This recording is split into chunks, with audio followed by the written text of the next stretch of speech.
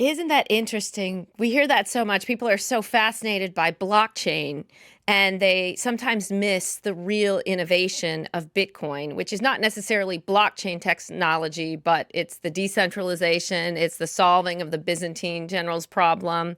I don't know if you have something to comment on that, but the difference between Bitcoin and blockchain and where you, if you could be before them today, what might you say to them on that topic? I mean, other than saying "I told you so," I think that I would say that it's going to continue to be the case that the blockchain technology aspect of it's important, right? This idea of having cryptographic verification of the ledger entries, but it has to be complemented by the incentives. Yes. That ultimately it's about game theory and incentives, and a key part of that is the mining piece of the puzzle, where if we read Satoshi Nakamoto's white paper, it's really not about blockchain technology. His white paper is about proof of work and the difficulty adjustment and how we can have a ledger that has a decentralized timestamping component to it so that we solve the double spending problem.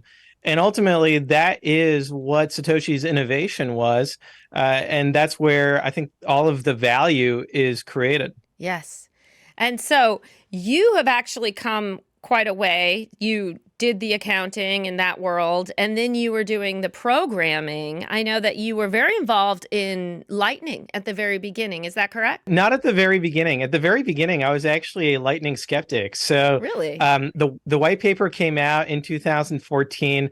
I was working at BitPay in Atlanta, which is a Bitcoin payment processing company.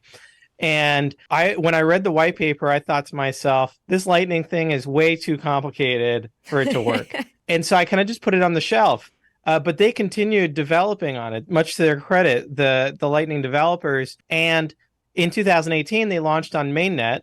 And that's when I started hearing some hype about it, some buzz.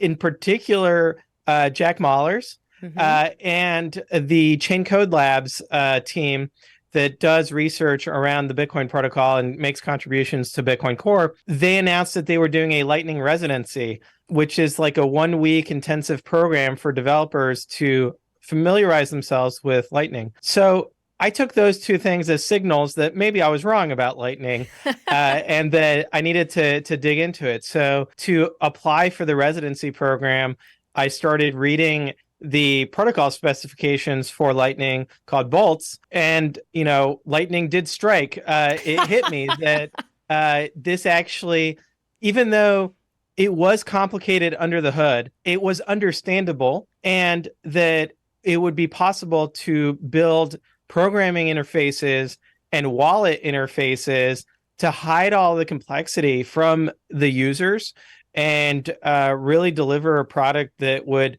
solve two of the key criticisms of Bitcoin. One, that it's too slow, that you have to wait 10 plus minutes for a transaction, which Yep, doesn't for really work when you're settlement. buying your coffee. Mm-hmm. You'll get cold coffee, as a representative recently was on the record as saying. And two, that the transaction fees can be very volatile on chain. So Mm-hmm. we saw in 2017 transaction fees went up to $30, and then they went down to pennies. So that volatility of transaction fees really creates a UX challenge on chain. So Lightning solves those two issues. It's instant. It has very low fees. So once I understood that, it became a no-brainer that there would be a lot of demand for using Lightning. And my project for the residency was to create an Excel plugin. So I definitely had not shaken off the accountant hat of being an Excel, and business users mostly are, on Windows in Excel, interacting with spreadsheets. So I created an Excel plugin that lets you communicate with your Lightning node. And then the challenge I found was that it's hard to set up a Lightning node on Windows. You have to go into the command line. And most Mm. business users never go into PowerShell, put in commands, or modify configuration Guilty. files. Yeah, Never done it.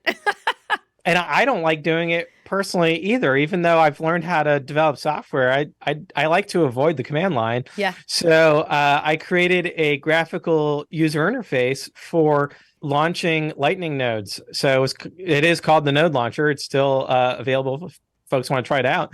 And allows you to have a Lightning node on Windows, on Mac OS, on Linux, without having to go in the command line. So that was my favorite project, and that led me to joining Kraken and helping them integrate with the Lightning Network there.